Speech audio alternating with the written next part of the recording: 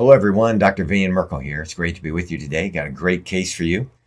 And it's going to be a little bit different. I don't have it exactly as organized as well as I'd like, but I'd like to just show you the highlights of this patient. It's an 11-year-old female with abdominal pains. And she'd been having these for over a week. You can see this is a recent test. It was in, I think, July. Anyway, I'll get to show you test results in a second. But she had pain off and on for a week, bad enough that she had to go to urgent care center. And they tested her for strep. She didn't have strep. And then the doctor, our SBA member, writes, would any of these findings suggest bad enough infection for appendicitis, like appendicitis? Well, we recommend they get full testing and that they get a urine test done. The dipstick urine, you know what I mean, the dipstick urine test. And when the dipstick urine test came in, we see that it showed high ketones. An 11-year-old girl with high ketones is a bad sign. Now, I know we all hear about ketosis and the ketogenic diet and all those exciting things.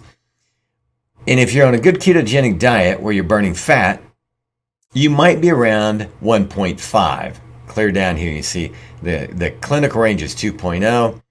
Healthy range is 1. So if you're in a ketogenic diet, you might be 1.5 to 2. Generally, that's about it. If you get up to 3, you're extremely high. That is way too high, especially an 11-year-old girl. You're talking about ketosis. Now, ketones in urine, this is just from Google, and just read it off here. If your cells don't get enough glucose, your body burns fat for energy instead. This produces ketones, which can show up in your blood and urine. High ketone levels in urine may indicate diabetic ketoacidosis, a complication of diabetes which can lead to a coma or even death. Wow. Ketogenic diet. Now, some interesting things about this case. First of all, let's see if she is, let's just look at her for a second. She's 11 years old, 4'11", 94 pounds. Not bad. Not bad. Just a couple pounds overweight, but overall, I'd say pretty good. 4'11", 94 pounds. And look at this. Her glucose is normal. Even at 74, when she first presented, 74 for her glucose is not bad. The A1C is 5.6. So there is nothing here that would indicate from the glucose and A1C diabetes.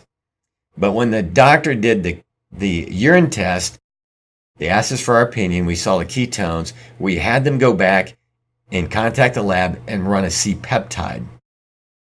Now, if you recall, C-Peptide is that little residue ash that your body gets when it burns its own insulin. When it makes its own insulin, it leaves a little residue, a little ash called C-Peptide. Injected insulin leaves none, but she's on no medication right now. So she should have plenty of C-Peptide. You know, see, the range here is 1.1 to 5, and we'd expect her to be about, 1.5, maybe 2.0, if her body is needing insulin to burn glucose, etc. Hers is 0.5. This patient with the high ketones and the very low C-Peptide indicates she is days away from being insulin dependent. Totally insulin dependent. You ever hear of juveniles developing type 1 diabetes? That's this patient right here. This patient is that close, and her symptom is abdominal pain. If you were checking her glucose, you would have missed it because her glucose is okay. That's why you got to do all these tests, the urine test. The urgent care center, the medical facility, didn't do it. A simple $15 test. Didn't run it. You be the better doctor. Get this test done. Showed the ketones. Once we saw that, ran a C-Peptide, boom. She is that close. Remember, what's a primary regulator of glucose? The liver is. Well, her liver is functioning fine.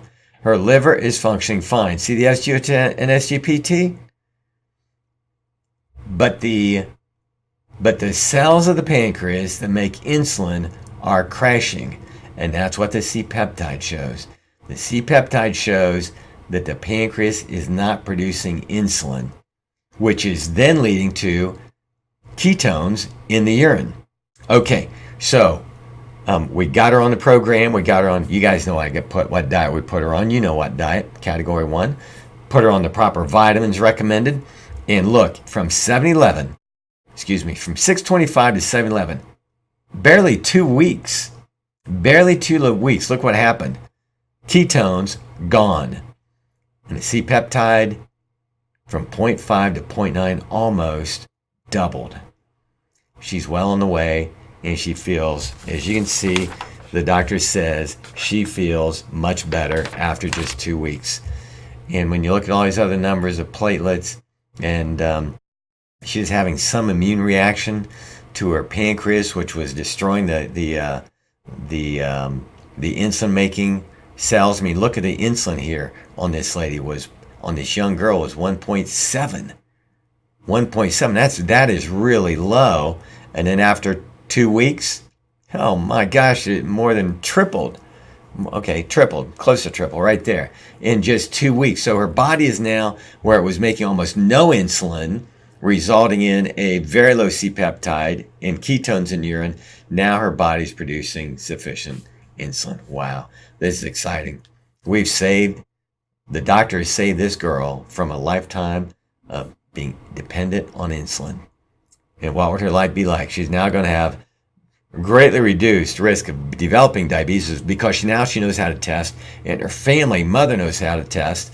And so she's going to avoid a lifetime of neuropathy, nephropathy, retinopathy, heart disease, dementia, all these things, because she no longer is going to need insulin as long as she follows the program and continues to get tested. Hey, I'm Dr. Merkle. Hope this helps you.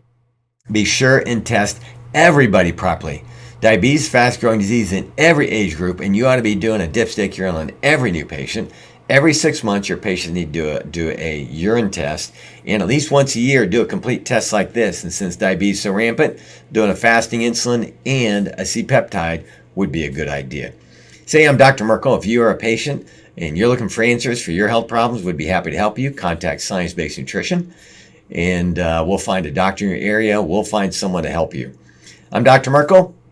Science-Based Nutrition. Do something today to be healthier than you were yesterday. Have a great day.